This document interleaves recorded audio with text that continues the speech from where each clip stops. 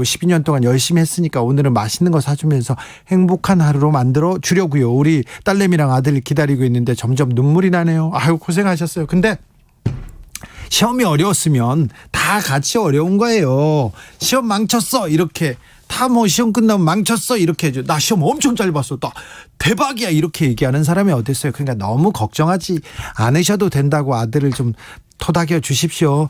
오늘 유튜브 보이는 라디오 시청하시는 분들 죄송합니다. 오늘 좀 오류가 있어서요. 청취에 불편 드려서 죄송하다 합니다. 지금 막 고치고 있으니까 금방 고칠 테니까 네, 양해해 주십시오. 교통정보센터 다녀오겠습니다. 공인혜 씨.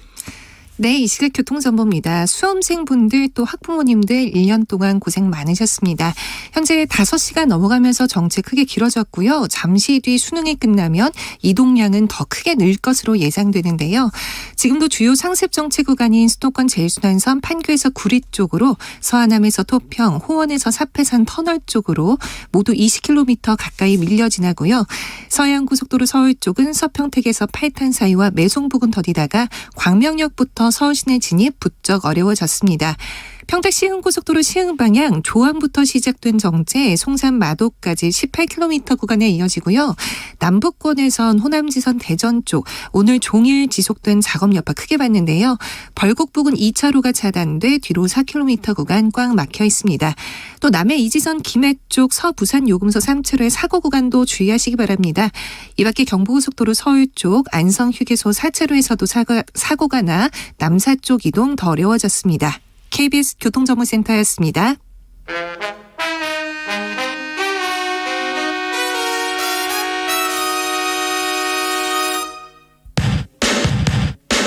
주진우 라이브 돌발 퀴즈. 오늘의 돌발 퀴즈는 객관식입니다.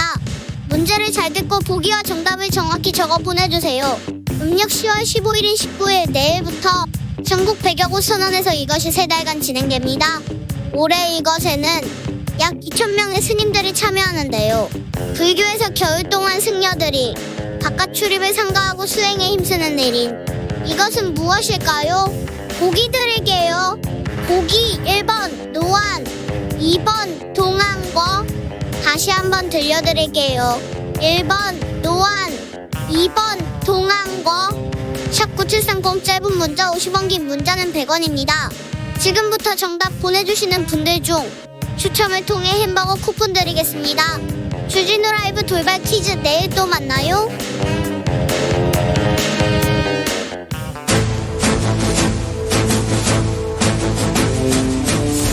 오선의 지혜와 품격으로 대한민국 정치를 이끈다. 오선의 정치비책 정비록.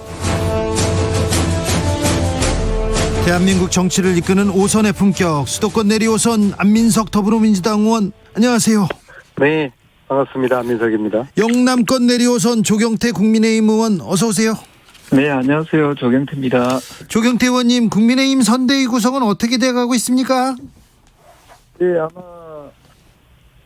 조금 삐걱거리기는 하는데 네. 잘 안 되겠나 싶습니다. 네, 조경태 의원께서는 어떤 역할 맡으십니까? 저는 책임 당원으로서의 역할을 잘 맡도록 하겠습니다. 아니, 그러면 근데 이게 원팀을 만들려면 상대 적장인데 홍준표 캠프의 좌장이었는데 좋은 자리 주겠다 이런 얘기 안 합니까? 네, 저는 자리에 그렇게 연연하는 사람은 아니고요. 네. 우리 하여튼 당원의 한 사람으로서 최선을 다하도록 하겠습니다. 홍준표 의원은 선대위에 정말 합류하지 않는 겁니까? 네, 현재까지는 큰 그렇게 의사는 없으신 것 같고요. 네. 어쨌든 백의종군 한다고 하셨으니까 네. 그 속에 거의 다 뜻이 다 담겨져 있지 않는가 이렇게 보고 그렇죠. 있습니다. 백의정군하겠다고 말씀하셨습니다. 그리고 윤석열 후보가 대통령 되면 대한민국은 불행해진다 이렇게 얘기하셨습니다. 이건 무슨 뜻이죠? 아마 그 표현은 제가 그 홍준표 후보를 도와드렸던 입장에서 적절한 표현 방법은 아니다 이렇게 보고 있거든요. 네. 만약에 더불어민주당의 당원이나 어떤 유력 주자였던 분이 이재명 후보가 되면은 대한민국은 불행해질 것이다 이렇게 이야기하면 아마 난리 났을 겁니다. 난리 났겠죠. 네, 그래서 저는 당원의 한 사람으로서 또는 어떤 국회의원의 신분을 가진 입장에서 그런 말씀을 했다는 것은 또 이제 승복하겠다고 하셨지 않습니까? 네.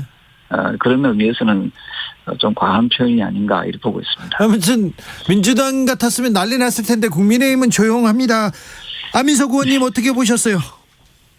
오늘 권성동 의원이 사무총장 임명됐잖아요. 네. 뭐 축하드릴 일이기는 하지만요. 네. 권성동 의원과 윤석열 후보가 뭐 옛날부터 잘 아는 요즘 말로 이제 깐부라는 관계인데요. 네. 정치를 깐부끼리 하는 것보다는 그 사무총장 자리에 조경태 의원님을 임명했다고 그러면은 네. 신의 한 수지 않았겠습니까? 네. 또 홍준표 의원님의 마음도 풀어드리고 많은 답이 있는데 그걸 못 보는 게 정치인 것 같아요. 조경태 의원님이 사무총장 자리는 깨치지 못했지만은 윤석열 후보가 좀 통권 정치를 한다 그러면은 부산 출신의 조경태 의원을 캠프에 원탑 내지는 메이저 자리에 임명해 주면은 좋을 것 같은데요. 네. 물론 그렇게 되면은 뭐 우리로서는 기쁜 소식은 아니겠지만요. 아무튼 저는 조경태 의원님이 승승장구하기를 알겠어요. 기원합니다. 알았어요. 그런 얘기를 그렇게 길게 느리게 하십니까? 아유, 뭐 식은땀이 안 하네. 네, 알겠습니다. 조경태 의원님, 김한길 전 대표 영입을 놓고 좀 갈등이 좀 있습니까? 네, 아마도 김종인 전 비대위원장하고 뭐 여러 가지 말씀들이 저는 언론을 통해서만 보고 있거든요. 네. 근데 사실 그런 갈등의 요소들이 길어지면 길어질수록 윤석열 후보 자신한테도 별로 좀 좋지 않을 것 같고요. 그래서 조금 더 지금 후보 중심으로 해서 가야 될 텐데 후보 역시도 정치를 하신 지가 얼마 안 되다 보니까 아마 주변에 좀 많이 휘둘리는 거 아닌가 이런 생각을 좀 많이 갖게 됩니다. 그 주변에 있는 분들도 좀 사심을 좀 내려놓고 정말 후보를 도와주려면은 좀 더 좀 뭐랄까요 자신들의 어떤 그런 위치나 이런 걸 조금 내려놓는 그런 자세들이 필요한데 네. 현재까지 모습은 상당히 좀 실망스러운 모습들이다 이렇게 보고 있습니다. 알겠습니다. 안민석 의원님. 네, 세 가지 나쁜 정치가 있는데요. 네.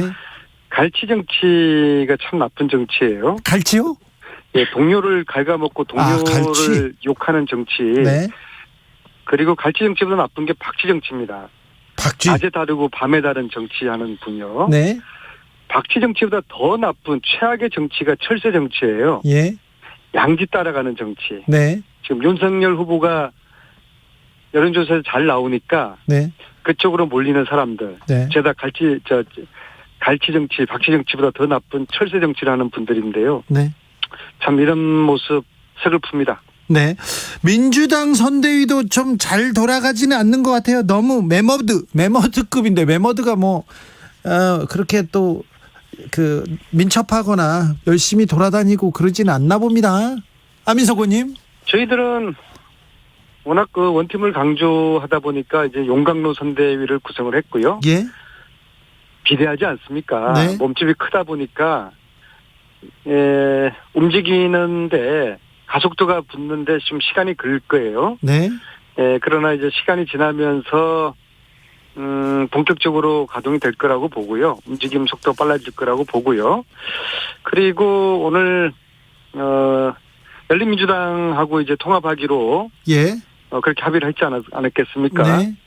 물론 이제 아직도 열린민주당 당원들의 이제 전원 투표가 남아 있고 또 민주당 내에서도 약간의 이견이 있어서 좀 더 두고 봐야 되겠지만은 어쨌거나 이번 선거는 국민의힘 빼고 과거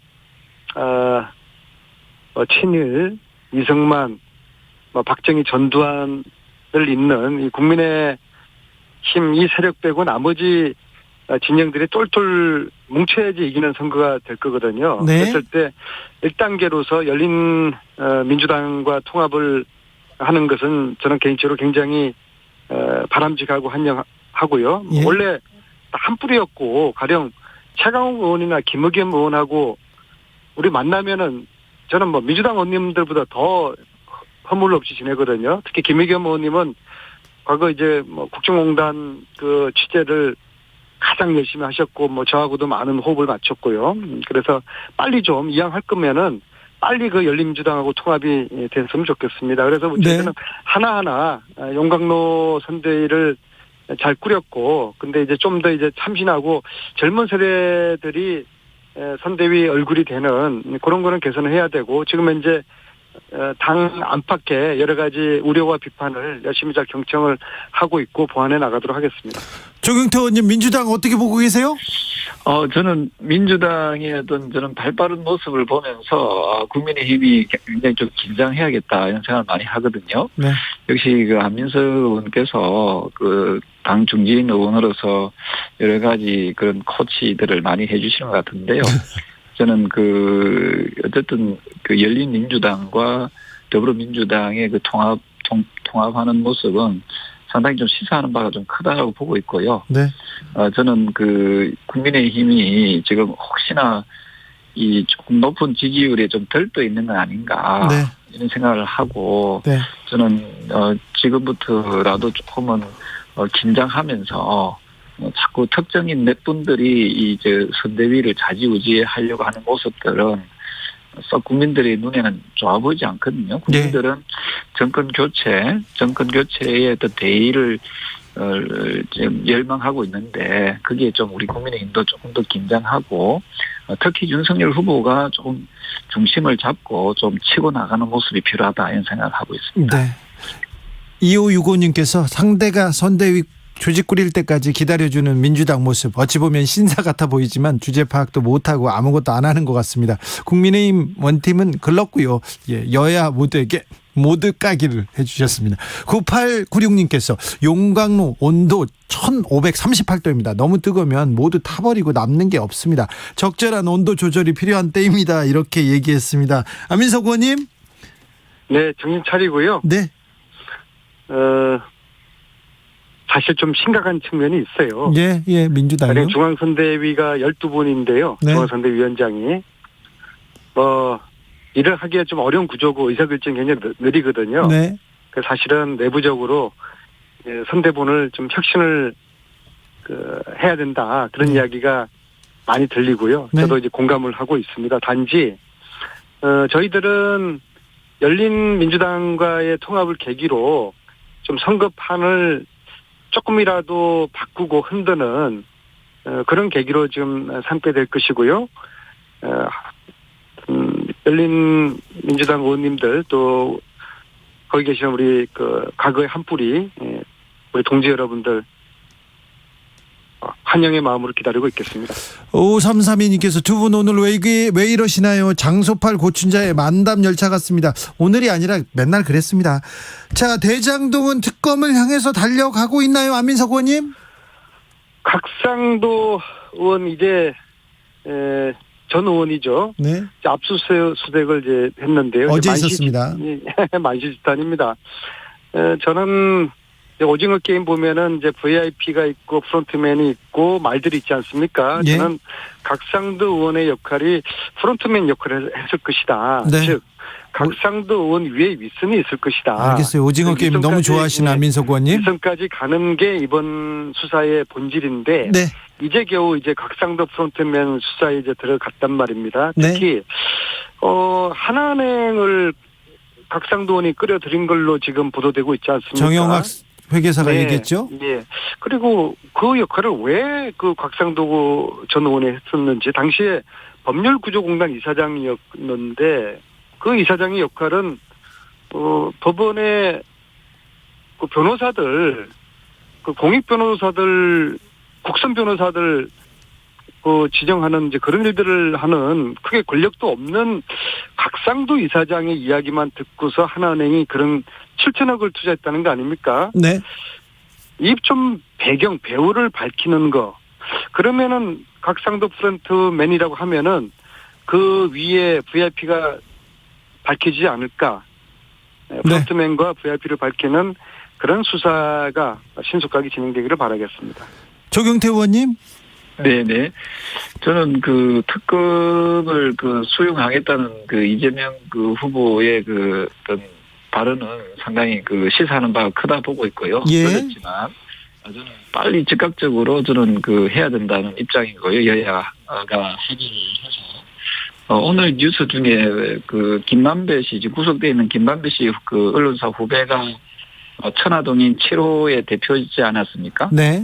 약 1,000만 원 투자해가지고 무려 120억을 배당받은 사람인데 오늘 드디어 이제 소환 조사를 한 걸로 이렇게 언론에 나와 있습니다만. 예. 저는 이번에 대장동 비리 게이트, 부동산 비리 게이트는 정말 낱낱이 사사시 특검을 통해서 수사하고 또 그 부분을 또 국민들께 좀 알려야 된다. 그리고 두 번 다시는 이런 부도덕한 부동산 비리 게이트가 발생해서는 안 된다. 이런 취지에서 저는 하루 빨리 국민들이 원하는 특검을 빨리 진행하는 것이 옳겠다 이런 생각을 하고 있습니다. 다음 주에 김만배 씨 기소가 있는데요. 그때까지 검찰이 좀 성과를 낼 수 있을까요, 안민석 의원님? 좀 빨리 좀 했으면 좋겠어요. 지금 고구마 먹다가 체한 것처럼 고구마 수사를 하고 있지 않습니까? 국민들은 진실을 빨리 하고 싶어하고 그리고 이것이 행여라도 여야 후보들의 대선 영향을 미치지 않도록 네. 빨리 속 시원하게 사이다 수사, 고구마 수사 말고 사이다 수사를 하기를 원하는데 조경태 의원님이 항상 기성전 특검이신데요. 네. 그 말씀 이전에 빨리 빠른 사이다 수사 좀 빨리 해라. 그렇게 좀 생각을 하시면 어떨까 싶네요. 네. 도이치모터스 주가 조작 사건으로 넘어가 보겠습니다. 이 문제는 어떻게 보고 계십니까, 조경태 의원님? 네, 이 문제 역시도 국민적 의혹이 있는 그런 사건이지 않습니까? 예. 그래서 지금 방금 안민석 의원께서도 말씀하시다시피 저는 이런 문제에 대해서도 저는 수사가 빨리 좀 진행이 되어서 요즘 검찰이 조금 수사 속도가 왜 이리 늦은지 열심히 안 하는 것 같아요. 네, 그래서 이런 문제도 좀 국민적 의혹이 없도록 예. 저는 지휘 고하를 막론하고 누구든지 의심이 가는 사람들이 있다면은 당연히 소환해서 수사하는 것이 저는 맞다라고 보고 있기 때문에 수사 속도를 좀 빨리 냈으면 좋겠다 이런 생각을 합니다. 김건희 씨에 대한 수사도 해야 되는 거죠? 네, 누구든지 수사 선상에 오른 사람들은 누구든지 지휘 고하를 막론하고 네. 저는 수사 소환해서 저는 조사하는 것이 맞다 보고 있고요. 네. 특정인을 콕 집어서 이야기하기보다는 어쨌든 대장동 비리 게이트 사건이든 네. 이런 주가 조작 사건에 대해서도 저는 어떤 높낮이가 있어서는 안 된다 그런 입장입니다. 네. 안민석 의원님. 제가 주식은 잘 모르지만요. 주가 조작은 자본주의 사회를 교란시키는 매우 중대한 범죄이지 않겠습니까? 예. 그리고 피해자들은 결국에는 개미 서민들이고요. 그래서 이번에 도이치모터스 주가 조작 관련돼서 지금 5명이 지금 구속돼 있죠. 문제는 김건희 씨가 이 5명과 모의를 했느냐. 즉 전주로만 알려져 있지만은 전주 이상의 사전에 이런 주가 조작을 알았는지 여부를 밝히는 게 이번 수사의 또 핵심이겠죠. 국민들이 그걸 지금 궁금해하고요. 그렇다면 당연히 돈을 댄 전주 이 김건희 씨에 대해서 이거 주가 조작에 관련돼 있는 전주 역할을 했는지 이걸 밝히려면은 김건희 씨를 당연히 이제 소환을 해야 되겠죠. 그렇지 않고 지금까지 보면은 검찰총장 시절에 또 지금까지 윤석열 후보, 대선 후보 봐주기라는 그런 의구심이 분명히 지금 있고요. 그래서 당연히 좀 즉각 좀 소환을 해야 될 것 같고요. 한 가지 더 말씀드리면은 김건희 씨 같은 경우에는 이제 국민대 겸임교수를 14년부터 16년까지 했었거든요. 네. 그러니까 국민대하고 김건희 씨가 물론 김건희 씨가 거기서 이제 박사학위까지 땄고요. 그러한 국민대가 19년 2월에 이 도이치모터스 주식을 사요. 24억으로 알고 있는데요. 국민대가요? 네네네. 그리고 몇 달 후에 검찰총장으로 이제 임명되죠. 그래서 국민대가 도이치모터스 주식을 산 시기와 윤석열 검찰총장 임명하고 뭔가 관련이 있지 않을까. 이게 너무 좀 가까운 시기라서요. 그리고 대학에서 이게 뭐 주식을 사는 거 조금 살 수는 있는데 투자할 수는 있는데 네. 왜 하필 도이치모터스였을까? 그렇죠. 그래서 권오수 도이치모터스 회장이었던 권오수와 김건희 씨는 오랫동안 친분이 있는 걸로 지금 알려져 있지 않습니까? 네. 왜냐하면은 도이치모터스가 김건희 씨의 그 회사 기획사 그 코바나 콘텐츠 거기 행사하는데 지속적으로 얼마 전까지도 후원을 했죠. 했었거든요. 그러면 권오수, 김건희, 그다음에 김건희 씨가 박사학위했고 강의까지 나갔던 국민대 셋은 깐부라고 볼 수가 있는 것이죠. 그래서 이것까지도 수사가 돼야 된다고 저는 보고 있습니다. 알겠습니다. 오징어 게임 너무 좋아하세요, 안민석 의원님. 자, 조경태 의원님. 네네. 어떻게 보십니까, 안민석 의원님의 얘기를? 앞서 말씀드리던 대로 어떤 국민적 의혹이 있는 부분에 대해서는 그 지위 고하를 막론하고 저는 그 수사 대상에 오르게 되면은 예. 저는 누구든지 다 그 수사해야 된다. 그런 입장이고요. 네. 그 점에 대해서는 앞서 말씀드렸던 이번에 있었던 그 주가 조작 사건 그리고 네. 그 대장동 그 부동산 비리 게이트 사건 네. 이런 부분에 대해서 아마 국민들께서 궁금해하는 사항들이 네.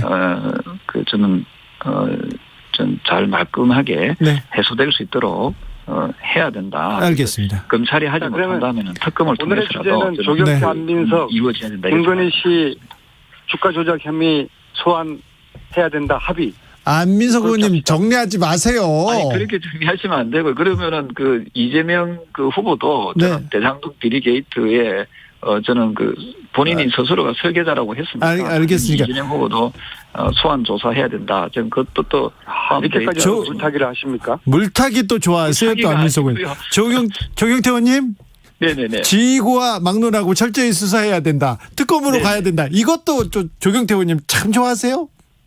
아니지 왜냐하면 검찰에서 네. 너무 수사 속도가 느리고 그건 맞아요. 안민석 의원께서 계속 그건 강조하고 맞아요. 있는 게 예, 수사 열심히 그런 안 거 하는 것 아니겠습니까? 같아요. 예, 조경태 그래서 저는- 의원님, 네네. 그거 하나 물어볼게요. 왜 권오수 회장, 이정필 씨, 이 주가 조작 주범들, 주가 조작 선수하고 왜 이렇게 김건희 씨가 오랫동안 어울렸을까요? 지냈을까요? 저는 그 부분까지는 우리가 제가 주식하는 부분을 잘 모르기 때문에 그 어떤 인연들인지는 모르겠지만 네. 저는 그런 말씀드리지만은 국민적 의혹이 있는 사건이지 않습니까? 예. 그런 부분에 대해서는 우리가 그 국민들께 진실 규명을 네. 할 필요가 있다. 알겠습니다. 그래서 우리가 단순히 의혹을 가지고 네. 제가 있다 없다라고 우리가 예단했으면 또 안 되지 않겠습니까? 알겠습니다. 네네. 조경태 의원님은 국민적 의혹도 좋아하십니다. 자, 그러면 이렇게 안민석 하면 의원님. 됩니까? 네. 지고하를 막론하고 수사해야 된다. 김건희 씨 빼고 아유, 그런 왜 말씀입니까? 아니죠. 그 아니, 지휘고와는 모두 그러니까 김건희 씨 즉각 그 소환해야 된다고 그렇게 합의를 하자고 하는데 그걸 이렇게 주저하세요? 즉각 소환의 의미는 우리 만약에 안민석 의원님께서 또 대장동 그 비리 게이트 부분에 또 대해서 무사히 이야기하면 또 약간 소극적일 수밖에 없지 않겠습니까? 근데 대장도 안 하면 이번 선거를 뭐 어떻게 치르시려고 이렇게 대장도 아닙니다. 이렇게. 누구든지 간에 저는 김건희 씨도 저는 소환 조사를 할 수밖에 없다. 네, 불가피하다. 좋습니다. 이 정도는 제가 강조를 하기 위해서 네. 드린 말씀이고요. 어쨌든 어쨌든 다음 주에는 소환이 될 거예요. 그렇습니까? 어쨌든 윤 후보 입장에서도 그 소환 조사를 통해서 그 의혹이 말끔히 해소될 수 있기를 또 있다면은 또 그렇게 나쁜 상황은 아니다 이렇게 보고 있습니다. 3045님께서 검찰 수사에 여야 모두 불만인 걸 보면 검찰은 정말 개혁의 대상입니다. 검찰총장이셨던 윤 후보님 검찰 개혁에 대한 방향 궁금합니다 이렇게 얘기하셨고요. 6663님께서 특검 하는데 지금 특검에서 밝혀진 것은 앙드레 김의 본명이 김봉남이란 거밖에 기억이 없다는 것 같은데 왜 모두 특검에 매달리는 거 아닙니까? 이렇게 얘기했는데 그때 온로비 특검에서 앙드레 김 선생님 본명이 청문회와 특검에서 굉장히 유명해졌었죠. 특검으로 가야 됩니까? 이 문제도 안민석 의원님? 김건희 씨 문제요? 네. 아니 일단 지금 검찰 수사를 하고 있으니까 이제 네. 신속하게 모든 것을 특검으로 다 기결시켜 버리면은 네. 굉장히 곤란하고요. 예. 어떤 이제 신속한 수사, 엄정한 수사 그걸 지켜보도록 하겠습니다. 알겠습니다. 국민적 의혹을 풀 수 있도록 조경태 의원님의 국민적 의혹을 빨리 해소해 줄 수 있도록 이렇게 노력해 줬으면 좋겠습니다. 정비록 여기서 인사드리겠습니다. 안민석 조경태 의원님 감사합니다. 네, 감사합니다. 네. 싸이의 젠틀맨 들으면서 1부 마무리하겠습니다. 저희는 2부 6시에 이어가겠습니다. 알랑가 몰라 왜 화끈해야 하는 건지 알랑가 몰라 왜 발끈해야 하는 건지 알랑가 몰라 아리까리하면 까리해 알랑가 몰라 We like party 해 있잖아 마리아 이 사람으로 말씀드리자면 마리아 용기 패기 똘끼 멋쟁이 마리아 너가 듣고픈 말 하고픈 게 난데 마리아 Damn girl you so freaking sexy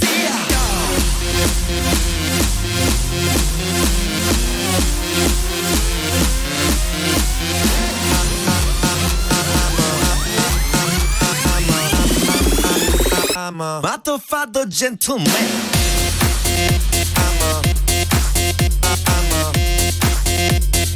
matto gentleman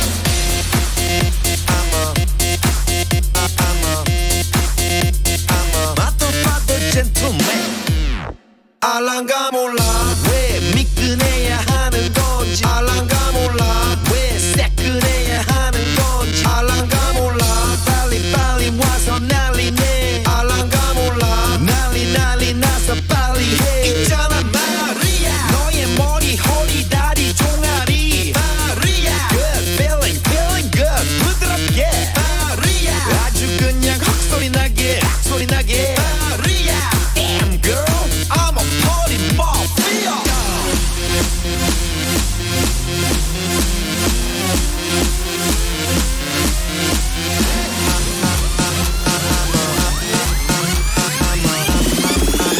I'm a matto gentleman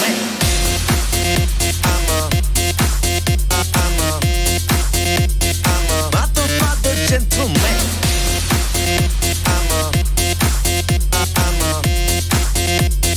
matto gentleman gonna make you sweat gonna make you wet you know who I am wet sweat gonna make you sweat gonna make you wet you know who I am wet sweat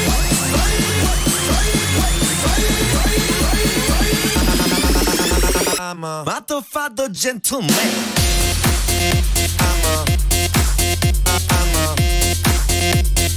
matto gentleman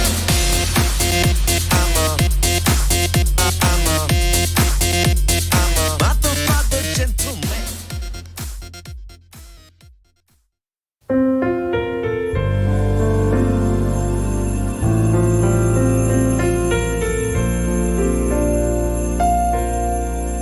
KBS 라디오 연중기획 희망충전 대한민국 456번째 이야기.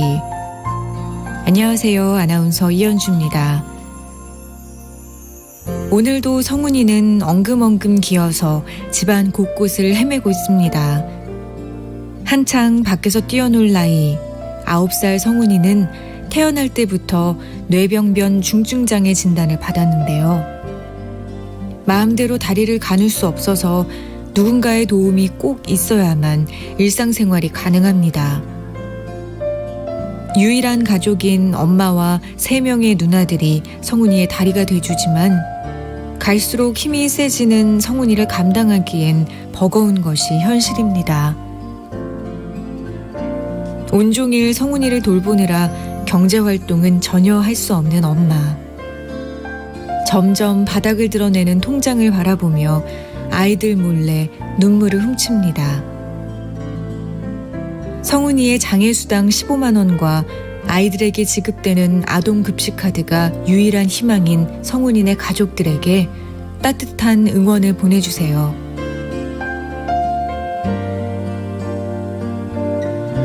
여러분의 따뜻한 손길이 희망의 빛이 됩니다. ARS 060-700-1580 060-700-1580 한 통화 3,000원으로 희망을 선물해 주세요. KBS 라디오 연중기획 희망충전 대한민국은 초록우산 어린이재단, 인탑스 주식회사 그리고 청취자 여러분과 함께합니다. ARS 060-700-1580 한 통화 3,000원입니다.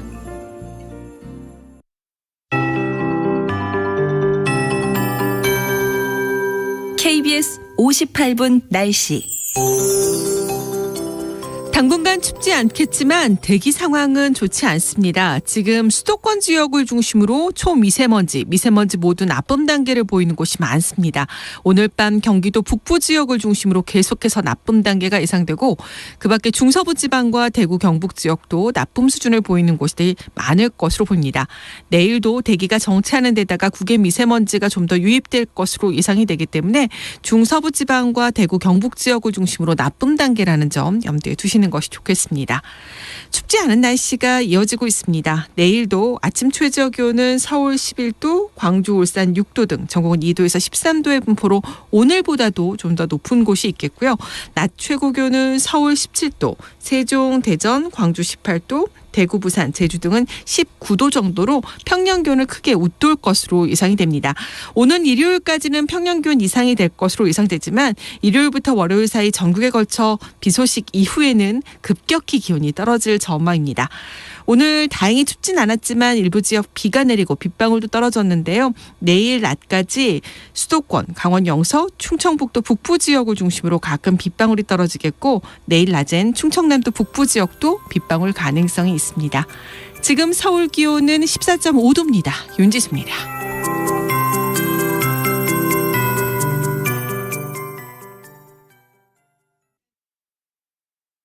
정성을 다하는 국민의 방송 KBS가 6시를 알려드립니다. AM 711kHz, FM 97.3MHz, KBS 1라디오입니다. HLKA.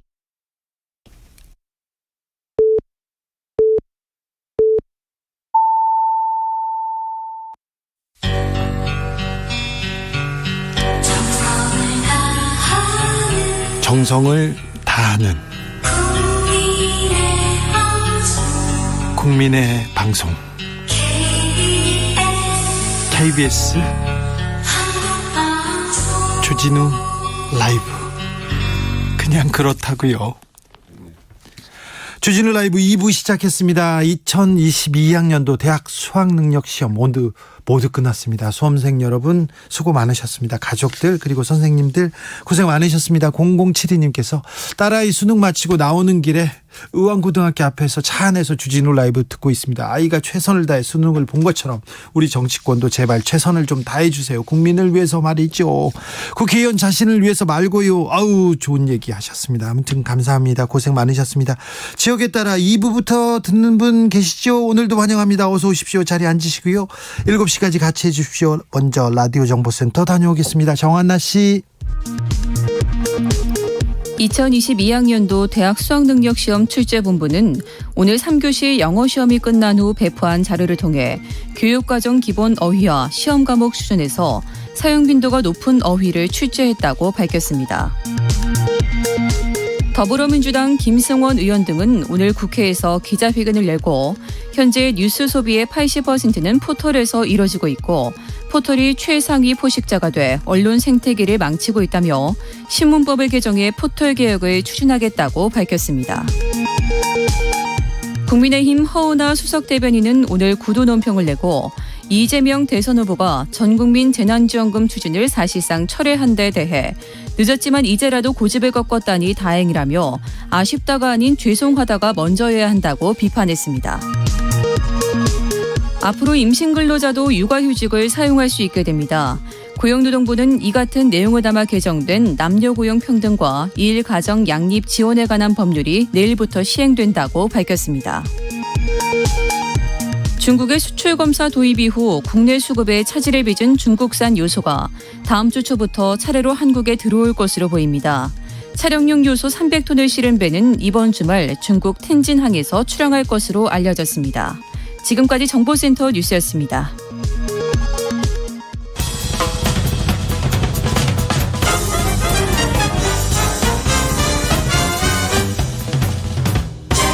훅 인터뷰. 모두를 위한 모두를 향한 모두의 궁금증 훅 인터뷰.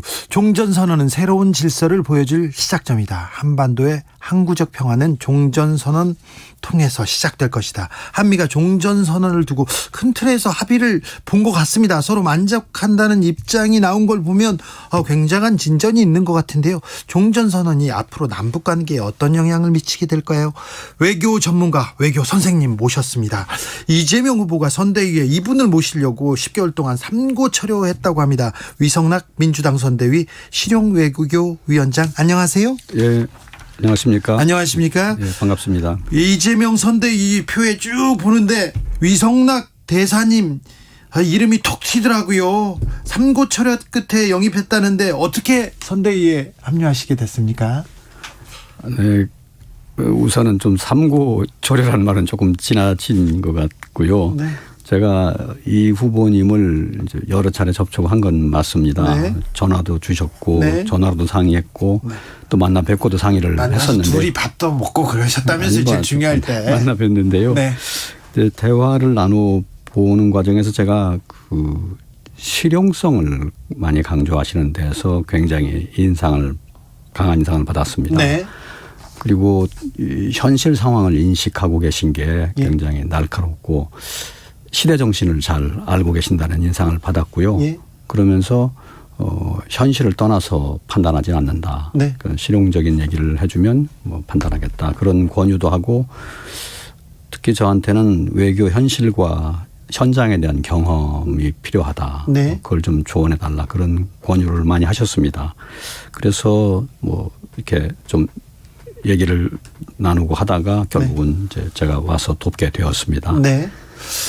북미통입니다. 북핵 전문가였고요. 이명박 정부에서 한반도 평화교섭 본부장을 지내셨어요. 그리고 박근혜 정부에서도 러시아 대사를 오래 하셨고요. 그래서 보수적인 외교 라인에서도 북미통으로 되게 유명하신 분인데 이분이 실용적인 이재명 후보한테 딱 왔어요. 자, 위원장님이 꿈꾸는 위원장님의 외교 정책 기조에 있다면 뭐라고 봐야 됩니까? 제가 지금 맡고 있는 직책도 실용외교위원장이지 않습니까? 네. 저도 굉장히 실용적인 걸 중시하고요. 일종의 현실주의자라고 할 수 있습니다. 네. 그렇지만 평생 외교관을 했기 때문에 우선은 대화와 협상을 통한 문제 해결에 방점을 두는 입장이고요. 또 그것을 위해서 다양한 도구를 구사해서 목적을 관찰한다. 그런 시각을 갖고 있습니다. 언제나 좀 현실주의와 실용주의에 기반하고 있는 점이 제가 생각하는 사고라고 할 수 있습니다. 이재명 후보하고 실용, 현실, 국익 이런 데서 겹치네요. 그렇습니다. 그런 접점이 있었기 때문에 제가 오게 되었습니다. 위성락 위원장님, 현 정부의 외교 정책에 대해서는 많이 비판하셨어요? 아니요. 제가 사실은 이제 그렇게 좀 알려진 점도 있고 보도도 있던데요. 네. 사실은 저는 비판을 한다고 글을 쓴 건 아니고요. 예.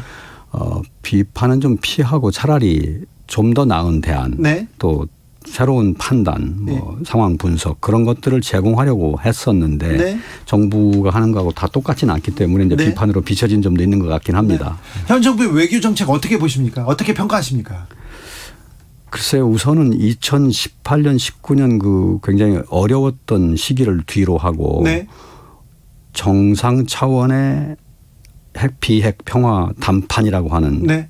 좀 담대한 그 외교의 장을 열었다. 예. 그걸 여는데 큰 기여했다는 점을 평가하고 싶고요. 예. 그것을 통해서 일정한 한반도 화해 평화에 기여를 하고 성과를 냈는데 그 이후에 이제 구체적으로 실질적인 성과를 내는 데는 좀 미진한 상황이죠. 네, 그 위에 좀 교착돼 있지 않습니까? 그렇죠. 지금 교착 상태고요. 어려울 또 하나 때죠. 불안한 거는 이 교착 상태가 이 상태로 갈 건지 아니면 조금 더 무너질 것인지 네. 그런 데 대한 약간의 의구심이 증폭되는 국면이라서 네. 지난 수년 사이에 상당한 성과에도 불구하고 지금은 약간 좀 안심을 할 수 없는 국면이라고 볼 수 있습니다. 네. 종전선언에 대해서 한미가 굉장히 좀 진전이 있는 것 같은데 어떻게 보십니까? 한미 간의 협의를 많이 하고 있는 것 같습니다. 네. 그런데 저는 사실 지금 내막까지는 정확하게 파악하고 있지는 못하고요. 종래에 미국이 취해오던 입장, 그러니까 종전선언은 비핵화의 맥락에서 보아야 하고 또 종전선언으로 인하여 파생될 수 있는 여러 문제도 좀 다스려야 하고 하는 그 입장에서 큰 변화가 있는지는 잘 모르고 있어요. 단지 종전선언이라는 거는 남북 미가 다 합의를 해야 되는 것이니까 그 최종 지점까지를 시야에 둔다면 결국 북한이 동의해야 되는 거지 않습니까? 네. 거기까지 시야에 두고 보면은 지금 한미 간에 많은 대화가 있고 약간의 뭐 움직임이 있는 것 같긴 해도 최종 목표까지 가기에는 그렇게 낙관하기는 어렵지 않느냐는 생각을 가지고 있습니다. 아직도 좀 조심해야 되는군요. 네. 네. 윤석열 후보는 종전선언에 반대한다. 네. 유엔사 무력화하고 주한미군 철수할 수도 있다. 이런 얘기를 했는데 이건 외교적으로 이건 어떻게 보세요? 종전선언에 대해서 그렇게 처음부터 끝까지 이렇게 부정적으로 볼 필요는 없다는 생각입니다. 종전선언은 잘하면 비핵화와 평화 과정에 단초를 열 수 있는 좋은 촉매가 될 수 있습니다. 물론 조심해야 될 점이 아까 말씀드린 것처럼 좀 있지만 조심해야 될 점을 다스리면서 가면 되고요. 한미 간에 좋은 협의를 하고 그걸 기초로 북한을 설득하면은 비핵화와 평화 과정의 입구로서 뭐 촉매 역할을 할 수는 있습니다. 그러나 부수되는 문제는 잘 다스려야 합니다. 아마 윤석열 후보께서는 그 부수되는 문제 쪽에 좀 많이 이렇게 경도되어서 부정적인 판단을 하는 것 같지만 저는 일단 긍정적으로 시작하지만 조심해서 가면은 유의미한 결과를 낼 수 있다고 생각합니다. 종전선언과 주한미군 철수가 이게 맞물린 문제입니까? 하기에 따라서는 꼭 그렇지는 않습니다. 그런데 잘못 핸들링하면 북한이 그렇게 이용할 수는 있겠으나 그럴 여지를 이제 미연에 방지하는 어떤 차단 장치들을 마련하면서 협의할 수 있다고 생각합니다. 네, 충분히요. 현 정부가 북한에 너무 저자세다, 주종 관계로 전락했다 이러면서 비판을 하는데요. 야당 쪽에서 좀 대화 협력 기조에서 변화가 필요합니까? 뭐 저는 꼭 주종 관계라고는 좀 지나친 좀 이분법적인 시각이 아닌가 싶고요. 어차피 협상이니까 다양한 툴을 사용해서 대화도 하고 또 설득도 하고 또 인센티브도 주고 그러나 또 어느 필요할 때는 디스인센티브도 줘야 한다고 생각합니다. 그런 다양한 툴을 동원해야 한다고 생각합니다. 그만큼 북한과의 대화는 또 협상은 복합적인 거라고 생각합니다. 북한이 핵 미사일을 갖게 된 원인이 복합적이기 때문에 그것을 대처하는 우리의 대응도 복합적이어야 하지 좀 단순 명료하게 대처하는 것은 저는 동의하진 않습니다. 그거는 언뜻 보면은 논리적으로 클리어하게 보이지만 현상이 너무나 복잡하기 때문에 우리의 대응도 복잡해야지 명료하게 뭐는 안 되고 뭐 우리가 힘을 가지고 하고 하는 식으로 대처를 해서 유의미한 결과를 내기는 쉽지 않습니다. 오히려 다양한 이런 인센티브, 디스인센티브 또 평화 구도와 비핵 구도 섞어서 시너지를 이루도록 운영을 잘할 필요가 있다고 생각합니다. 미국도 설득해야 되는데 또 일본이 회방 놓고요. 또 중국도 눈치 봐야 되고 참 한국 외교는 쉽지 않죠. 네, 그런데요. 이제 첫째로는 미국하고의 조율이 제일 중요하고 거기에 지금 정부도 많은 힘을 쏟고 있는데요. 그거는 계속 계승해서 발전시켜야 될 부분이고요. 일본 말씀을 마침 하셨으니까 제가 좀 보태고 싶은 의지가 생겨나는데요. 일본하고 관계가 지금 아주 나빠져 있지 않습니까? 뭐 이 경위에 어떻든 간에 결과론적으로 지금 국교 정상화 이후에 최저점에 온 정도입니다. 정상회담도 안 되고 그런데 저는 이 상태를 이대로 가져가는 것은 한국, 일본 모두에게 좋지 않다고 생각합니다. 그래서 앞으로 어떻게든 관계 개선을 기해하고 기할 방도를 다각도로 모색해야 된다고 해서 저도 많이 고심하고 있고 또 많은 내부 협의도 하고 있습니다. 고민을 하고 있군요. 좀 기대를 가져주시기 바랍니다. 관계 개선해야 합니다. 오늘 한일 외교차관, 한미일 외교차관 모이기로 했는데 일본 측 항의로 무산됐고요. 그리고요. 이재명 후보는 대일 강경파다 이렇게 하면서 우려하는 사람들도 있는데 여기에 대한 보관이 있으십니까? 여러 방안을 연구하고 있는데요. 네. 이재명 후보께서 대일 강경파라는 것 또한 저는 좀 단순한 이분법적인 그런 일종의 매도라고 생각합니다. 예. 역시 제가 대화를 해보면 그 이슈에 대해서도 다른 이슈와 마찬가지로 굉장히 실용적인 분이시고 네. 현실적인 판단을 하십니다. 네. 지금 한국이 일본과의 관계를 이 정도로 악화시켜가지고 네. 아태 지역에서 운신하기는 제약이 있고 한반도 문제를 풀어가는 데 제약이 있고 네. 또 우리 주변에 새롭게 부각하는 이슈들 있지 않습니까? 네. 신안보 이슈, 네. 신경제 이슈, 네. 또 새로운 기술 패권 문제 그런 것들 말하자면 새롭게 대두되는 신질서에 원만히 대응하려면 한일 관계는 좋아야 합니다. 그렇죠. 네. 근데 과거사 문제가 해결되지 않으면 또 앞으로 못 나가고 이 부분 어찌 개선할 수 있을까요? 뛰어넘을 수 있을까요? 아주 어렵죠. 이게 뭐 단순한 해법을 제가 이 자리에서 말씀드리기는 어려운데요. 네. 과거사 문제를 일정 수준 봉합을 하고 네. 또 미래로 갈 길은 가야 하니까 네. 그 길을 찾을 수 있다고 생각합니다. 네. 그래서 가급적이면 초당적으로 국민적 지지를 모으는 방법을 강구해서 네. 국민적 지지하에 또 야당과의 지지하에 네. 한일 관계를 풀어나가야 되지 않느냐 생각합니다. 종전선언 이후에 그 남북 정상회담이 가능할까요? 베이징 동계올림픽 때 이 조금 여지가 있지 않을까 이렇게 기대하는 사람들도 있는데 어떻게 보십니까? 정부로서도 그런 가능성을 배제하지 않고 노력을 하는 것 같습니다. 네. 되면은 좋을 터이지만 여건이 그렇게 썩 좋아 보이지는 않습니다. 많은 부분이 북한에 달려 있는데 네. 북한의 자세가 그렇게 전향적이지는 아직은 않는데요. 시간이 네. 있으니까 좀 두고 보시죠. 근데 네. 베이징까지 또 베이징 올림픽에 대한 여러 가지 또 다른 부정적인 여론들도 있지 않습니까? 네. 뭐 미국발로도 여러 가지 견해들이 있기 때문에 그렇게 안심하지는 못하고 있습니다. 네. 예. 이재명 후보가 미국, 중국 이렇게 당국자들 만났지 않습니까? 네. 네. 미국, 중국에서는 이재명 후보를 어떻게 봅니까?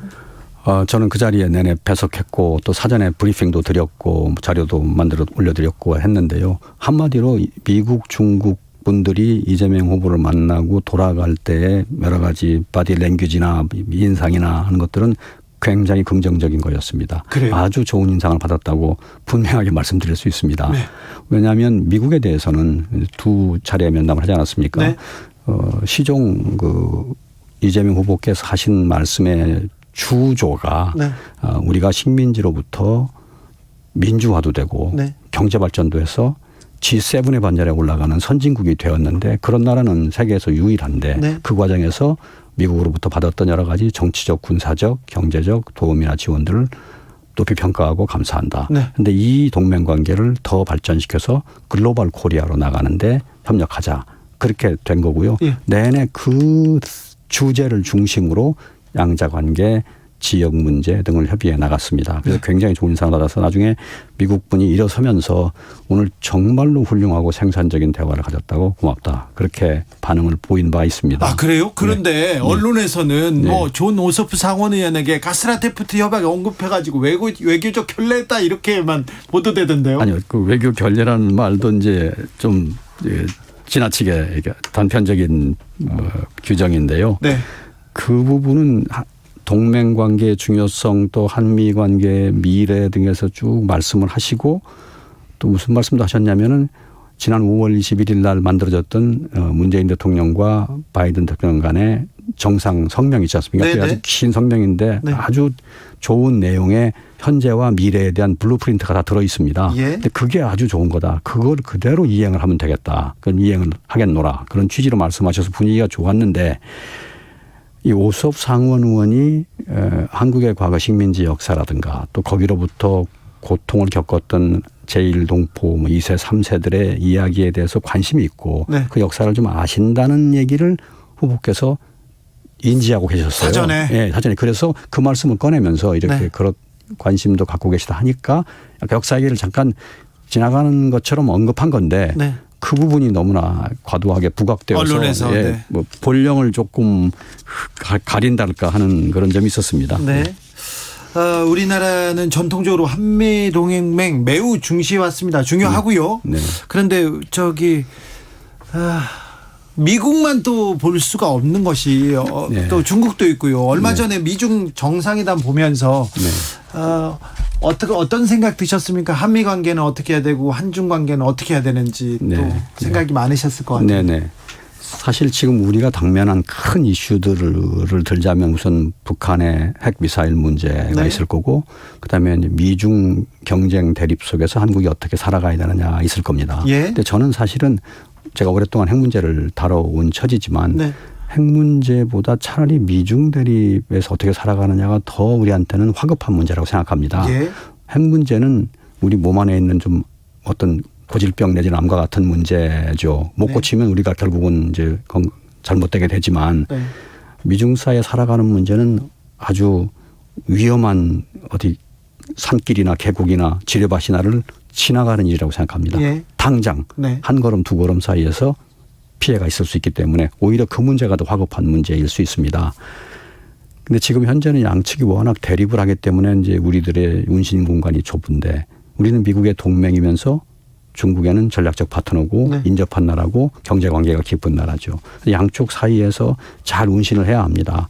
그래서 제 생각에는 우리가 지향해야 될 어떤 그 방향성 같은 네. 것을 잘 정립을 해서 일관되게 예측 가능하게 원칙 있게 나아가는 길을 해야 된다고 생각을 합니다.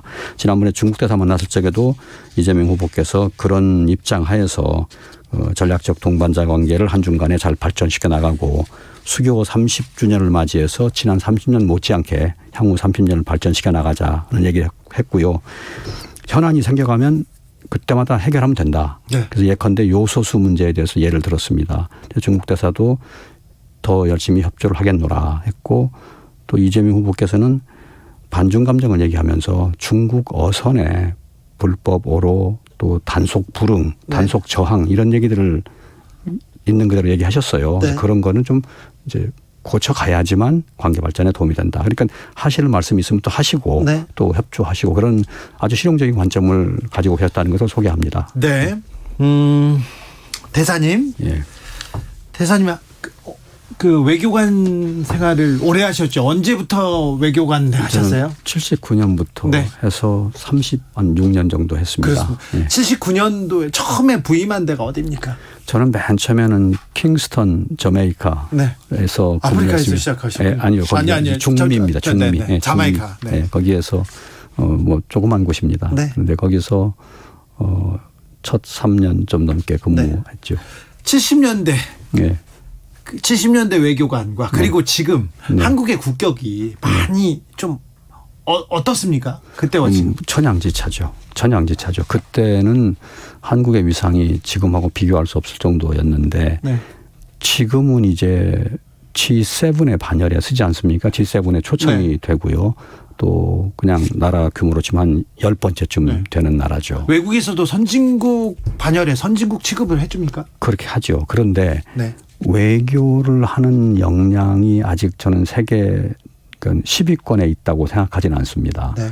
그래서 저는 우리가 앞으로 차기 정부가 해야 될 외교가 G7, G10에 걸맞은 네. 선진 외교여야 하고 예. 그 선진 외교의 내용은 한국이 지난 70년간 피땀 흘려 이룬 민주화와 경제 발전을 그대로 반영한 정체성 있는 외교가 돼야 된다. 네. 그래서 그 길을 하려면 선진 외교를 하려면 외교 전반에 대한 개혁도 수반이 돼야 된다. 네. 그런 문제의식을 가지고 있습니다. 네. 그래서 그런 조언도 내부에서 하고 있습니다. 아, 그렇습니까? 예.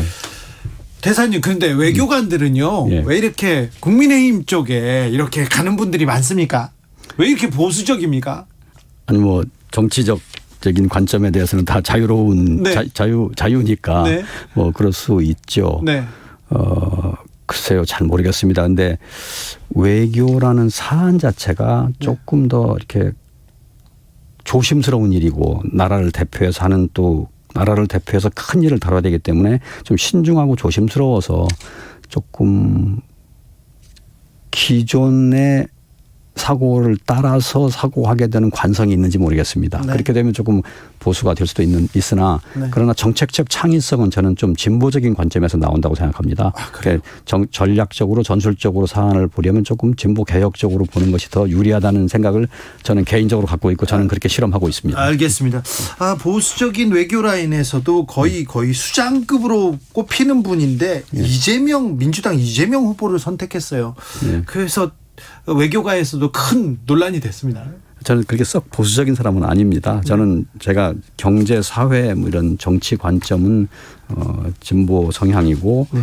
외교에 대해서는 제가 정치, 사회, 경제 문제를 보는 관점보다는 약간 덜 진보적입니다. 왜냐하면 외교 사안 자체가 네. 그런 분단된 나라, 사강에 둘러싸인 나라의 외교라는 것이 네. 현실주의를 갈 수밖에 없기 때문에 조금 더 제가 신중하게 대처를 하다 보니까 그렇게 비친 것 같습니다. 알겠습니다. 이재명 선대위에서 가장 도드라지는 인물이었습니다. 민주당 선대위 실용외교위원장 위성락 위원장이었습니다. 말씀 감사합니다. 네, 감사합니다. 네. 정치 피로, 사건 사고로 인한 피로, 고달픈 일상에서 오는 피로. 오늘 시사하셨습니까? 경험해보세요. 들은 날과 안 들은 날의 차이. 여러분의 피로를 날려줄 저녁 한 끼 시사 추진우 라이브.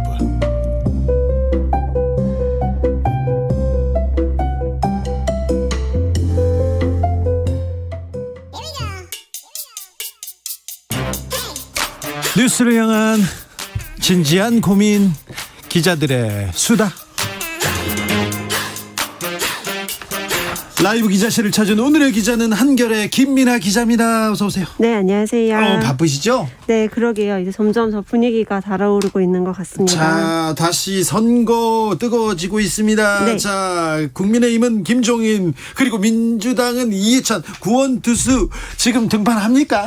그러게요. 이게 정말 초미의 관심사가 됐는데 오늘 이제 이해찬 전 대표 이야기까지 나오면서 이 두 킹메이커죠. 이 두 분들이 등장을 할 것이냐, 언제 등장할 것이냐. 또 만났어. 네네, 관심이 집중이 되고 있습니다. 네. 이해찬 전 대표 같은 경우에는 어제 저녁에 이재명 후보랑 만찬 회동을 한 것이 이제 네. 오늘 이제 드러나면서 다시 전면 등판하는 것이 아닌가 이런 이야기가 계속 나오고 있는데요. 네. 아무래도 지금 민주당에서 그 이재명 후보가 박스권 안에 지지율이 갇혀 있는 상황에서 돌파할 수 있는 카드로 이해찬 전 대표 다시 와야 된다 이런 네. 목소리가 좀 힘을 얻고 있는 것으로. 민주당 선대위가 잘 안 돌아간대요. 너무 그러니까요. 비대해가지고요. 네네. 그래서 좀 여기저기에서 쓴소리가 나옵니다. 맞습니다. 바로 어제 저녁에는 사실 이해찬 후 전략을 맡았던 양정철 전 민주연구원장이 선대위한테 한바탕 쓴소리를 쏟아낸 날이기도 했었는데요. 네. 이제 그러니까 이재명 후보 선대위 관계자는 자문을 구하기 위해 이해찬 대표를 만난 것이다 이렇게 설명을 했습니다. 당 내에서는 이 전 대표가 풍부한 경험을 가지고 있고 또 경륜도 있으니까 이재명 후보의 그 부족한 면을 채워줄 수 있고 좀 지금의 위기를 극복할 수 있는 적임자다 이런 평가가 많이 나오고 있습니다. 예. 반면에 좀 아직 이제 좀 젊은 층을 타겟을 해야 하는데 다시 이해찬 전 대표 나오면은 옛날로 돌아가는 거 아니냐 이런 우려도 만만치 않긴 합니다. 그 얘기를 네네. 옛날로 돌아간다 그 얘기를 김종인 전 비대위원장이 막 하고 그랬었잖아요. 맞습니다. 본인도 이제 다시 등판을 하시기를 기다리고 있는데 지금 이 두 분의 그 인연을 다시 되돌아켜 보면은 네. 관악을에서 선거를 했을 때 두 분이 맞닥뜨렸던 적이 한 번 있었었죠. 그게 30년, 네, 맞습니다. 30년 전이었어요. 네네. 그때는 네네. 이해찬 대표가 이겼죠. 맞습니다. 4%포인트 차이로 간발로 이해찬 대표가 이겼었고 그 이후에도 판판이 거의 이겼는데 네, 그렇죠. 저 김종인 전 비대위원장이 민주당에 가서 이해찬 전 대표를 잘랐죠. 맞습니다. 네네. 그때 이제 또 악연이 조금 나가서 근데 이해찬 대표가 또 이겼죠. 살아 돌아서 다시 돌아오셨고 그 뒤로 이제 김종인 전 위원장은 그 보수당으로 옮겼고 그리고 나서는 또 다시 21대 총선 때도 어느 정도의 영향력을 두 분 다 행사를 하셨죠. 이제 네. 3월 대선에서는 이 두 분이 어떤 역할을 할지 관심이 쏠리는데 오늘 이준석 대표가 이렇게 평가를 했어요. 무게감 있는 분이긴 하지만 메시지 관리나 정책 제안 면에선 김종인 위원장이 우월하다라고 이제 좀 본인 편을 들면서 자꾸 이렇게 두 사람의 네네. 두 사람의 경쟁으로 또 이렇게 또 주목하는데요. 네네. 이렇게 대결 구도가 기자들한테는 재밌기는 한데 국민들은 또 어떻게 볼까 이 생각도 좀 해봅니다. 맞습니다. 사실 국민의힘 경우에는 20, 30대 청년들 좀 많이 입당을 했다면서 자화자찬하고 있는데 1940년생이신 김종인 전 위원장이 또 어떻게 보면 상황 논란을 가지고 올 수가 있거든요. 그렇죠. 거기서 어떻게 이제 돌파를 하고 어떻게 좀 더 새로운 메시지를 내느냐 이게 좀 관건이 될 것 같습니다. 당내에서도 김종인한테 신경 쓰는 것보다 홍준표 후보를 잡아야 된다. 홍준표 의원을 잡아야 된다. 이런 목소리도 많다고 합니다. 맞습니다. 자, 국민의힘에서는요. 네. 특검 얘기 계속하고 있어요? 그렇습니다. 오늘 윤석열 후보가 민주당 이재명 후보가 대장동용 특검 도입을 해야 된다라는 의지를 밝히자마자 받아야 선거하는 것 아니냐. 네. 받아야 된다라는 거죠. 특유의 윤석열 합법으로 받아야 네네. 선거라도 하는 거 아니야? 네. 그랬습니다. 그렇게 말했습니다. 오늘 기자들이 이제 질문을 하니까 받으면 좋죠라면서 받아야 선거를 하는 거 아니겠느냐 이렇게 말을 했는데요. 네. 특정인에게 1조 원에 가까운 이익이 돌아갔다. 이거 특검 안 하고 어떻게 하겠느냐. 어차피 특검 받을 것으로 보고 있다. 이렇게 조금 강조를 하면서 민주당을 압박하는 모습을 취했습니다. 근데 여권에서는 고발사주도 특검해야 되고요. 그리고 또 대장동 특검에서는 부산저축은행 부실수사 특검 해야 된다 이렇게 또 얘기합니다. 네, 맞습니다. 사실 민주당의 입장이 약간 미묘하게 달라진 부분이 있어 보이는데요. 네. 원래는 이 특검이 시간 끌기용 아니냐, 정치적 공세 아니냐 이렇게 좀 비판적으로 대해왔다면 그 이재명 후보의 메시지 전후로 해서 약간씩 이제 받되 같이 하자라는 이야기를 계속 강조를 하고 있습니다. 네.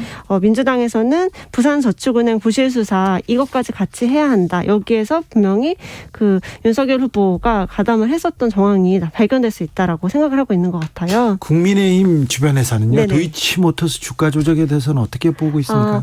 되게 그냥 일반적인 원론적인 대답을 일관하고 있는 것 같아요. 아직 윤 후보 쪽의 그 부인 김건희 씨에 대한 그 연결고리가 드러나지 않았다고 보고. 아니 돈 들어간 통장을 줬는데. 그러니까요. 근데 이제 아니래요? 본인들이 오히려 좀 사기를 당한 셈이다 이렇게 주장을 하고 있거든요. 네. 돈을 맡겼는데 본인은 수익을 거두지 못하고 오히려 선을 긋고 이제 그 이후로는 거래가 없었다 이렇게 얘기를 하고 있습니다. 주가 조작에 참여했는데 돈을 벌고 못 벌고를 떠나서 참여했다면 큰 문제가 되는 거 아닌가요? 그러게요. 그거를 이제 밝혀내기 전까지는 계속 이 이제 방어막을 네. 유지를 하려고 하는 것 같습니다. 조국 전 장관 사건하고 이렇게 비교해서 계속 얘기가 되고 있는데 국민의힘에서는 일단 선을 긋고 있군요. 그렇죠. 선 긋고 민주당에서 오히려 조금 이제 특검을 해도 되겠다라고 입장이 바뀐 것도 이거랑 관련이 크게 돼 있겠죠. 아무래도 네.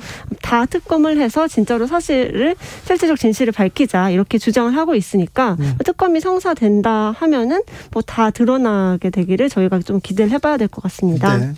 오세훈 시장이 요새 조금 목소리를 높이고 있습니다. 그러니까 요즘에 서울시의 시정 질문 그 기회를 삼아서 본인 목소리를 굉장히 활발하게 내고 있습니다. 막 퇴장도 하고요. 맞습니다. 오늘은 안심소득 공방 계속 이어지고 있고 또 박원순 전 시장의 어떤 그 치적 같은 것들을 다 돌리려고 한다. 네, 다 돌리려는 그 모습을 보였고 오늘도 이제 그 서울시 안에 있는 그런 건축물이나 네. 도시 재생 사업 같은 것에 공세를 굉장히 강하게 펴는 모습을 보였습니다. 민주당에서는 오 시장 대선 공약용이다 이렇게 반발하더라고요. 맞습니다. 민주당에서는 사실 예를 들어 오세훈 시장이 지금 들고 나온 안심소득 같은 경우에는 500가구에게 이제 시범적으로 운영을 하는 사업인데 이게 서울시 단위에서 하는 게 무슨 의미가 있겠느냐 이런 이야기를 많이 하고 있거든요. 네. 게다가 이 안심소득이 이재명 지사가 이야기를 줄기차게 해왔던 그 기본소득과 그 비교 대상에 놓이기 위해 이제 본인이 어쨌든 그 네. 대선 주자와 동등한 그 입장에서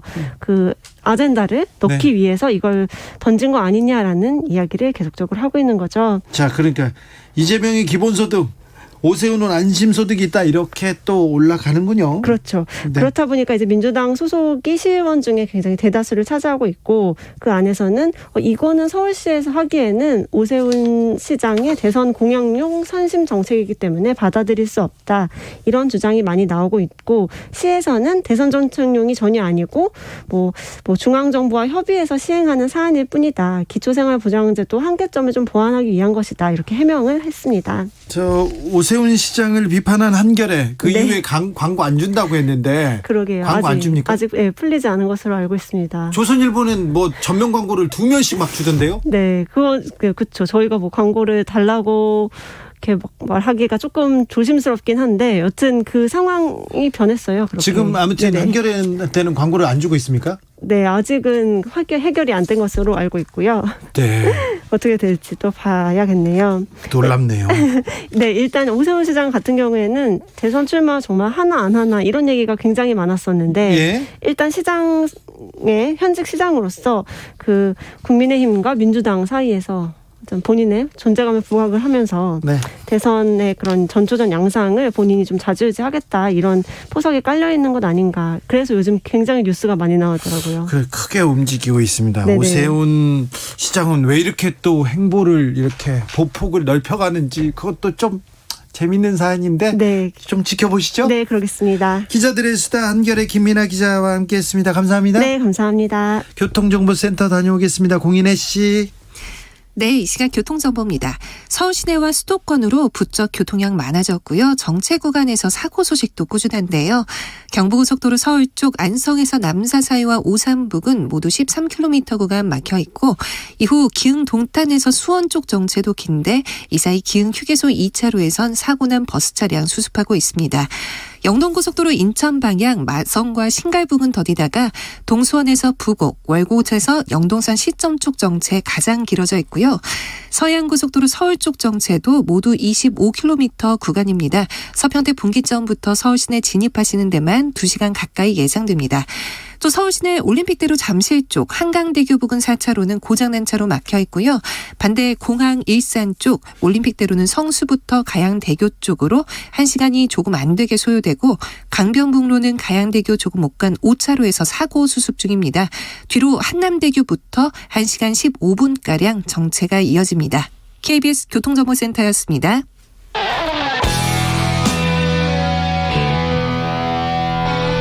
스치기만 해도 똑똑해진다. 드라이브 스루 시사 주진우 라이브.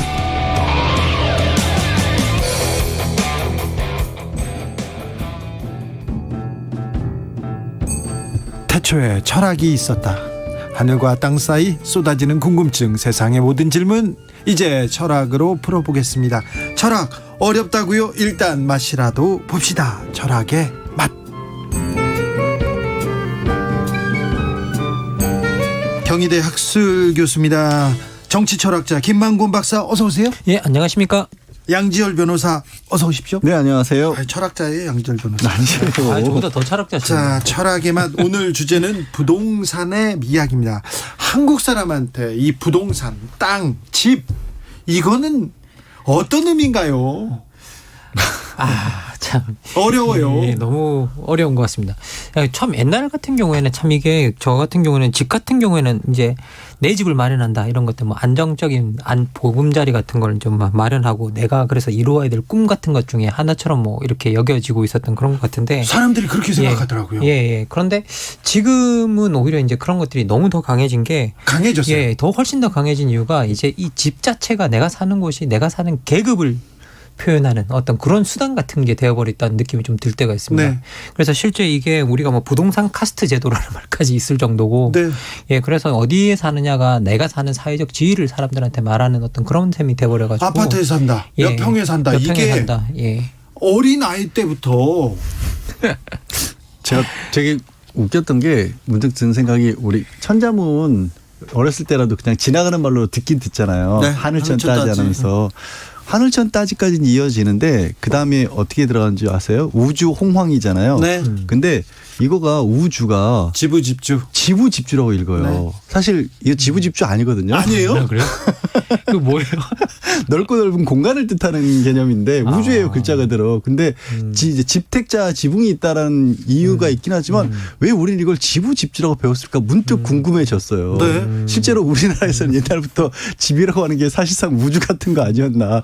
알파와 오메가 아니었나. 문득 궁금한 생각이 들었어요. 실제 의미는 그거 이거 개똥 철학인데 아주 지금 지금 아주 설득력이 늘었습니다. 설득력이 있었어요. 아니 실제는 전혀 그런 뜻이 아니거든요. 끝없는 공간에 무한한 시간이라는 의미인데 우정왕이 우리는 왜 그걸 지부집주라고 배웠을까?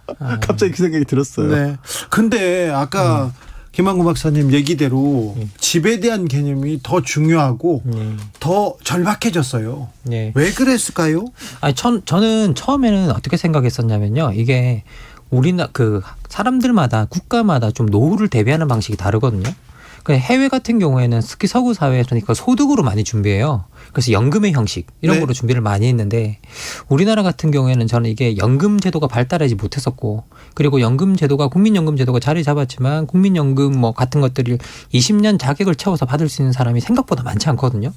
그런데 그래서 처음에 저는 우리나라 같은 경우에는 이게 많은 사람들이 뭐 이렇게 소득보다는 노후를 자산의 형태로 좀 준비한다고 생각을 했거든요. 그러니까 집 같은 거의 형태로 집이나 땅이나 이런 형태로 준비해서 집을 훨씬 더 중요하게 생각하는 거 아닐까. 그리고 집의 가치를 중요하게 생각하는 게 아닐까라고 늘 생각했는데 최근에는 정말 이게 생각이 조금 바뀌어서 이제 이 집 자체가 단지 노후의 자산이나 어떤 그런 것들을 준비한 하나의 수단이라기보다는 오히려 이것들이 내가 어떤 사회에서 누리고 있는 지위나 어떤 계급을 표현하는 수단이 되었기 때문에 이렇게까지 중요하게 여기는 건 아닐까 이렇게 생각이 들더라고요. 우리가 이제 국가는 굉장히 급속도로 경제 발전을 했죠.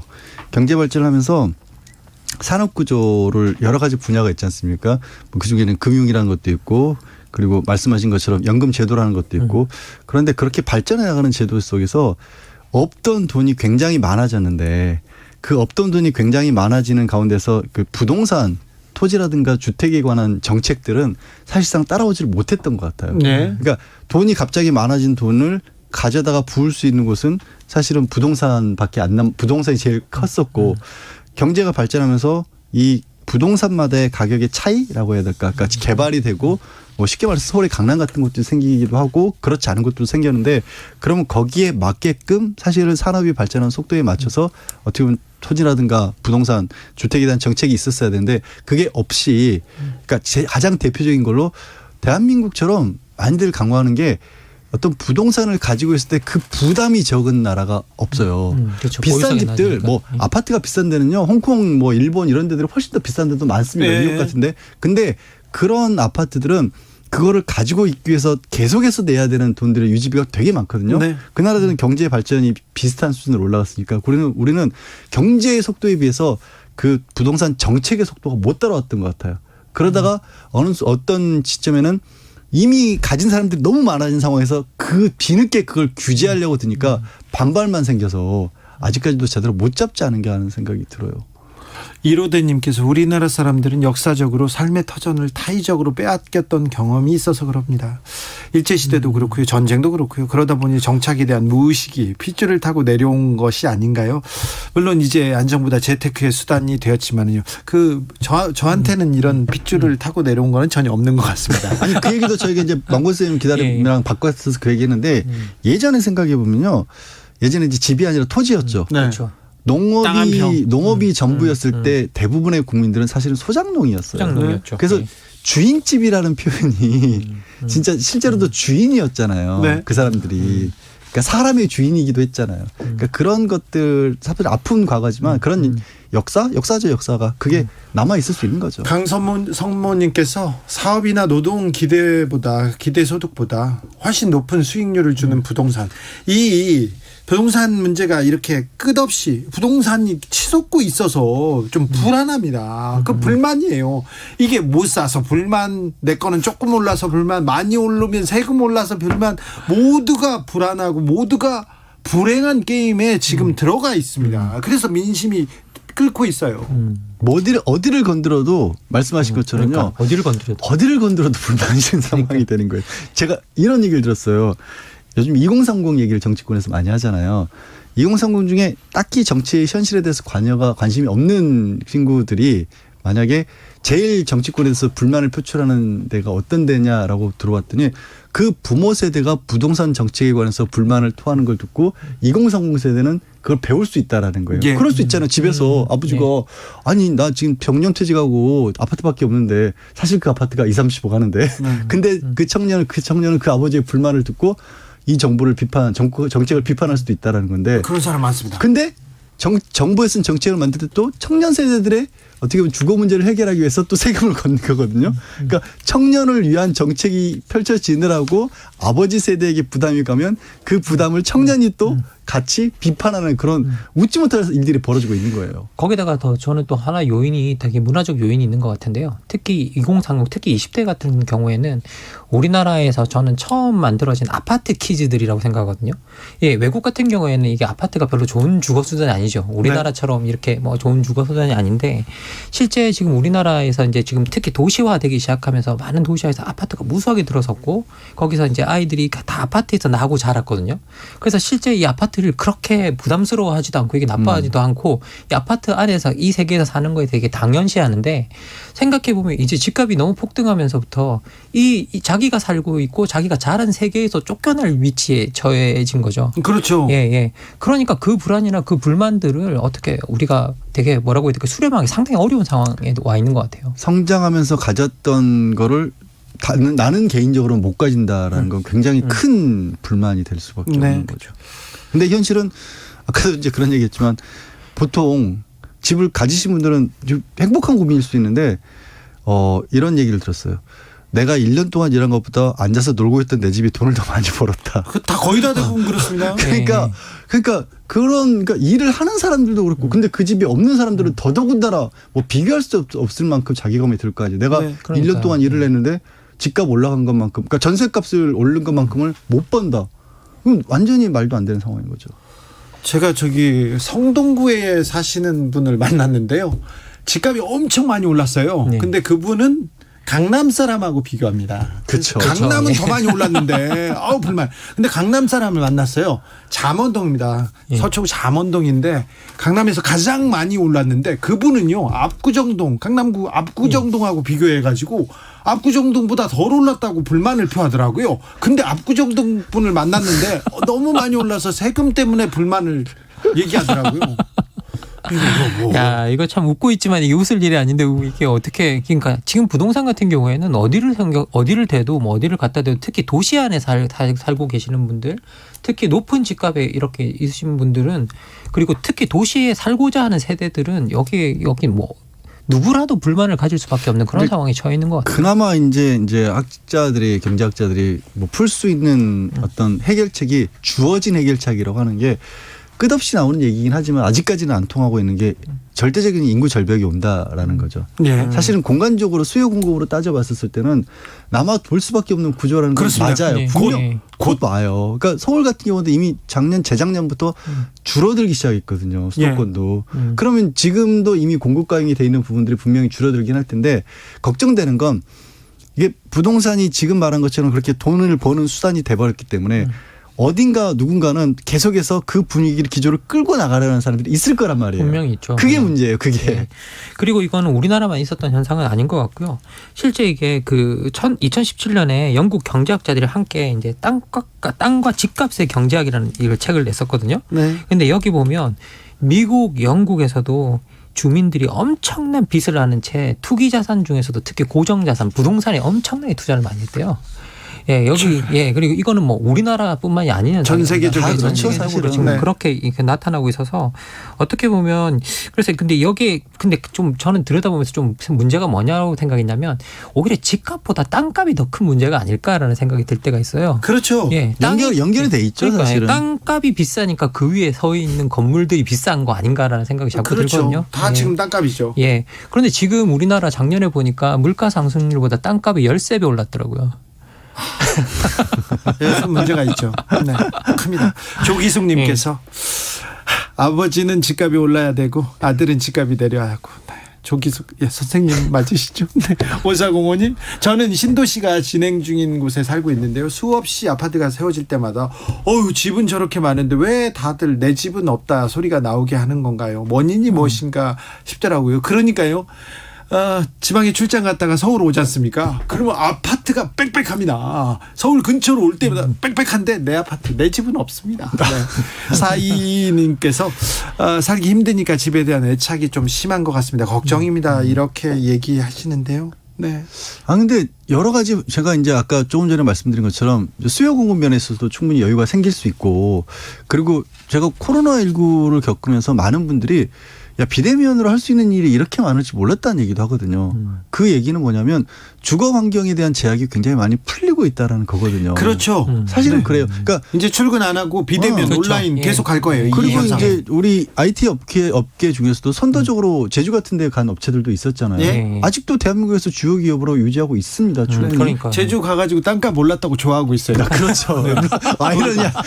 아이러니하게도 그래서 저 그 말할 때 깜짝 놀랐어요. 제 땅값이 얼마나 올랐는데. 아니, 그러니까 그때는 그러려고 한 건 아니었잖아요. 그렇죠. 그리고 예. 그래서 사실 여러 가지 요인상 이제는 더 이상 집착하지 않아도 될 만한 요인들은 있는데 그걸 뛰어넘는 요인이 결국에는 돈 맛을 본 극히 일부라고 할 수 있는 사람, 이거를 시장을 뒤흔들고 교란시키는 그런 사람들이 있다라는 거죠. 그렇죠. 투기 세력들이. 그리고 그거 잡아야 돼요, 사실. 청년들이 내가 열심히 일하면 더 나은 미래, 편안하게 가족들을 부양할 수 있고 편안하게 살 수 있는 그런 꿈, 이런 꿈을 꿔야죠. 예, 기본적으로 우리가 사실 GDP 들여다보면 그 항목이 2개밖에 없잖아요. 이게 노동소득하고 자본소득 2개밖에 없는데, 근데 노동소득으로 살아갈 수가 없고 자본소득이 높은 사람들, 소수들만 이제 살아갈 수 있는 그런 세상이 돼버렸기 때문에, 되고 가고 있기 때문에 사실 이게 일하는 사람들이 자기가 일해서 뭔가를 할 수 있는, 뭔가 성취할 수 있는 걸 만들어줘야 되는데, 그런 것 중에 사실은 과거에서 가장 그게 기본적이고 어떻게 보면 모든 사람이 호소력이 있던 게 내 집 마련이었는데, 그것 자체가 이제 서울에서 불가능해지는 상황이 오니까 상당히 좌절감이 올 수밖에 없다는 생각이 듭니다. 근데 이제 만권 선생님이 얘기한 것 중에서 이런 부분도 있어요. 사업을 하시는 분들도 뭐 큰 사업이 아니라 코로나 때 지금도 진행 중이지만 많은 소상공인 분들이 어려우면서 무너지고 극단적인 선택하신 분들까지 나왔잖아요. 그렇죠. 네. 많았죠. 근데 임대인이 무너졌다는 얘기 들어본 적이 있어요. 그리고 큰 기업들, 그렇죠. 네. 큰 회사들 다 잘 됐어요. 큰 회사들은 이미 가지고 있으니까. 그러니까 저도 이제 조그맣게 사업하시는 분들이 그런 얘기예요.